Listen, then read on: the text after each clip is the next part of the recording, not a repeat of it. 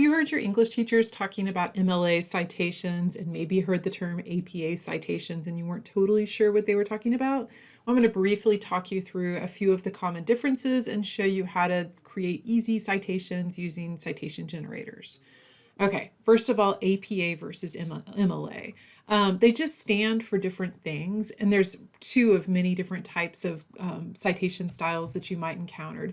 MLA actually stands for Modern Language Association, APA for American Psychological Association. Chicago Turabian is another common one of these. Probably in your English classes, you're being asked to cite things in MLA.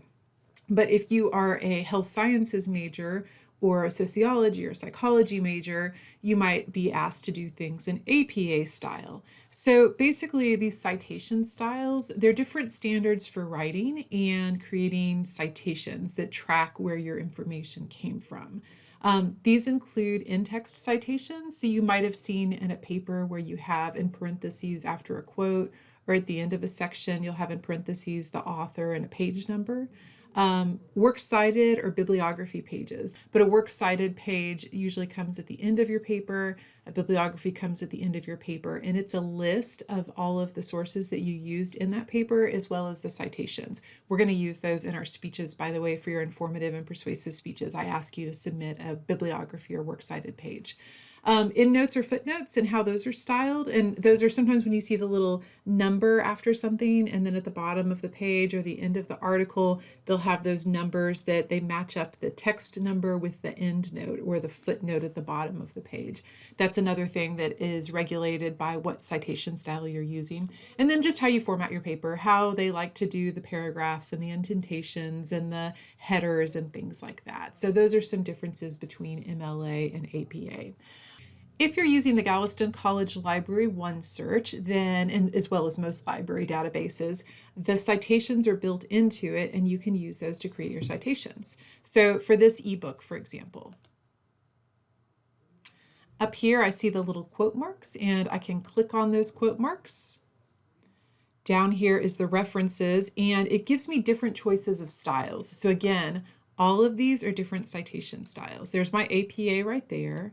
I'm going to go ahead and use MLA and I'm going to click on that and it changed it up just a little bit.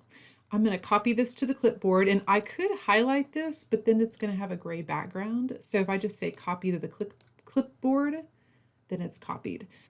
And then I'm going to paste this there. There we go. Here's a document I've created that has some different citations that you might encounter in both MLA and APA. There are just subtle differences in how they go about doing things. Let me just point out a couple of things to you. First of all, in MLA, the author is usually the last name, comma, and then their first name. And then in this case, if there's an initial and initials added. So that's MLA. APA, we use the author's last name and their initial instead of their full first name. The reason I've been told that this is part of APA is trying to avoid gender bias in citations. And so by abbreviating those first names, it makes it less obvious whether the author is male or female. Another big difference is APA puts the date of the publication right up front, because in the sciences, having the most up-to-date information is really important. And so you want the latest article on that subject that you can get. MLA, it's not necessarily so important because think about it, English, humanities, I could be citing Shakespeare or Plato that was done thousands of years ago or hundreds of years ago for Shakespeare. And the date's not really so important. So the date's buried somewhere here in the middle of the citation. In MLA, if you're using articles or websites, those often appear in quote marks, whereas in APA, it doesn't. And then finally, the other thing I wanted to point out to you was the dates and how dates are listed. MLA does this backwards thing where you do the day, month, and then the year. So you'll see that throughout. Actually, I don't think there should be a comma right there. And then down here in APA, you have the year, month, and date. Confusing, I know.